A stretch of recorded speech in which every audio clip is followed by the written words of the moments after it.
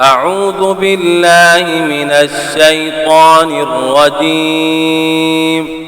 بسم الله الرحمن الرحيم. الرحمن علم القرآن خلق الإنسان علمه البيان. الشمس والقمر بحسبان والنجم والشجر يسجدان والسماء رفعها ووضع الميزان ألا تطغوا في الميزان وأقيموا الوزن بالقسط ولا تخسروا الميزان. والأرض وضعها للأنام فيها فاكهة والنخل ذات الأكمام والحب ذو العصف والريحان فبأي آلاء ربكما تكذبان. خلق الإنسان من صلصال كالفخار وخلق الجان من مارج من نار فبأي آلاء ربكما تكذبان. رب المشرقين ورب المغربين فبأي آلاء ربكما تكذبان. مرج البحرين يلتقيان بينهما برزخ لا يبغيان فبأي آلاء ربكما تكذبان.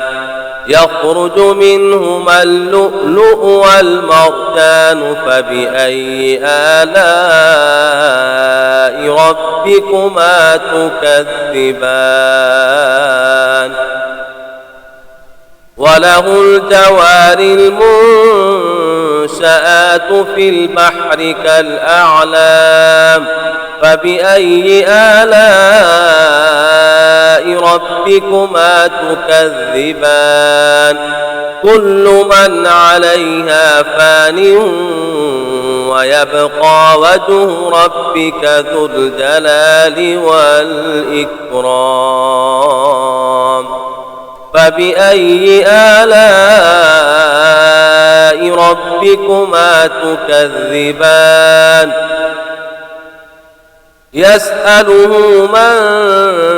في السماوات والأرض كل يوم هو في شأن فبأي آلاء ربكما تكذبان. سنفرغ لكم أيها الثقلان فبأي آلاء ربكما تكذبان. يا معشر الجن والإنس إن استطعتم أن تنفذوا من أقطار السماوات والأرض فانفذوا لا تنفذون إلا بسلطان فبأي آلاء ربكما تكذبان. يرسل عليكما شواظ من نار ونحاس فلا تنتصران فبأي آلاء ربكما تكذبان. فإذا انشقت السماء فكانت وردة كالدهان فبأي آلاء ربكما تكذبان. فيومئذ لا يسأل عن ذنبه إنس ولا جان فبأي آلاء ربكما تكذبان يعرف المجرمون بسيماهم فيؤخذ بالنواصي والأقدام فبأي آلاء ربكما تكذبان هذه جهنم التي يكذب بها المجرمون يطوفون بينها وبين حميم آن فبأي آلاء ربكما تكذبان ولمن خاف مقام ربه جنتان فبأي آلاء ربكما تكذبان ذواتا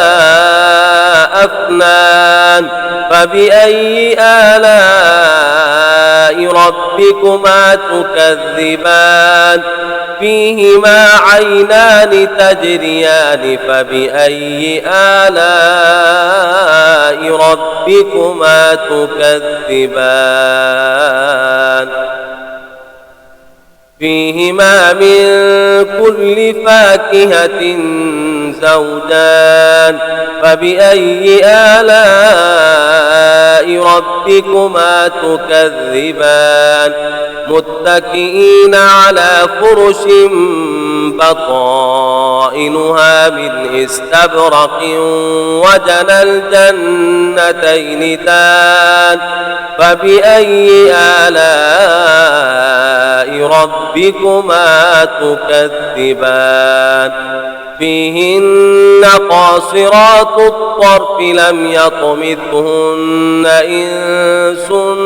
قبلهم ولا جان فبأي آلاء ربكما تكذبان كأنهن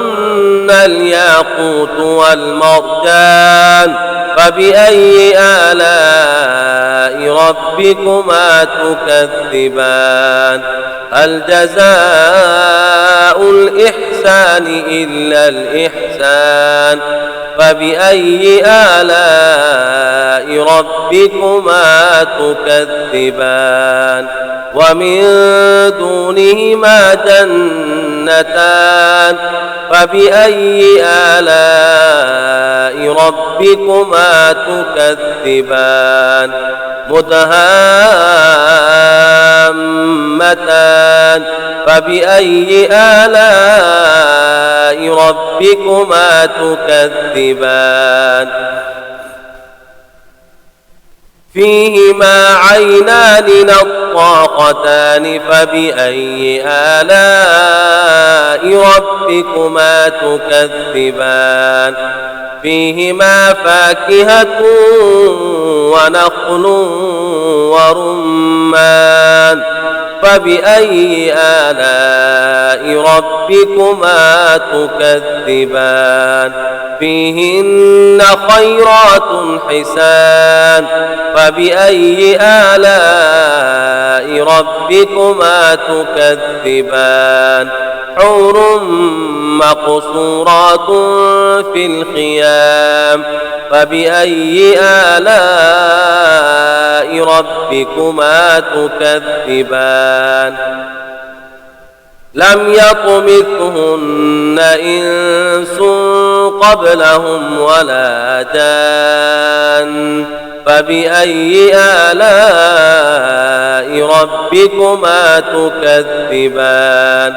متكئين على رفرف خضر وعبقري حسان فبأي آلاء ربكما تكذبان تبارك اسم ربك ذي الجلال والإكرام بسم الله الرحمن الرحيم يا أيها المزمل قم الليل إلا قليلا نصفه أو انقص منه قليلا أو زد عليه ورتل القرآن ترتيلا إنا سنلقي عليك قولا ثقيلا إن ناشئة الليل هي أشد وطئا وأقوم قيلا إن لك في النهار سبحا طويلا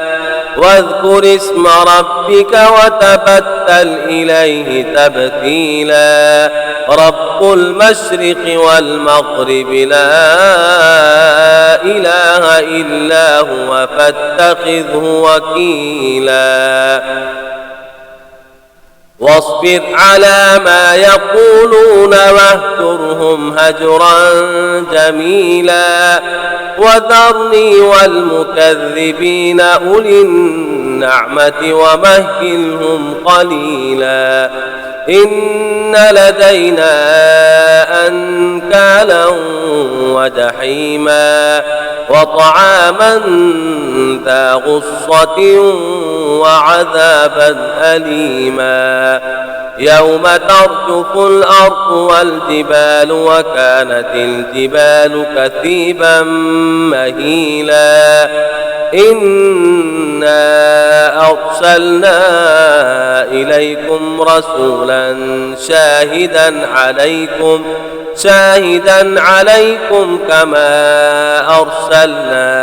إلى فرعون رسولا فعصى فرعون الرسول فأخذناه أخذا وبيلا فكيف تتقون إن كفرتم يوما يجعل البلدان شيبا السماء منفطر